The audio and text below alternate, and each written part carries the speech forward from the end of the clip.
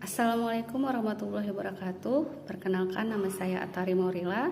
Saya bekerja di Badan Pusat Statistik Kabupaten Bengkayang, Provinsi Kalimantan Barat.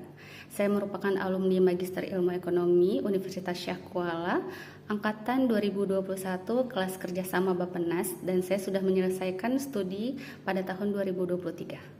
Selama saya berkuliah di MIE USK, saya mendapatkan banyak sekali ilmu dan banyak sekali pengalaman yang bisa saya terapkan setelah saya menyelesaikan studi untuk kembali ke instansi saya. Saya juga berkesempatan mendapatkan beasiswa penelitian tesis magister.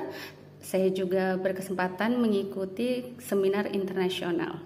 Para dosen dan pembimbing di MIE USK sangat baik, kooperatif, dan sangat membantu saya dalam menyelesaikan studi saya selama di MIE USK.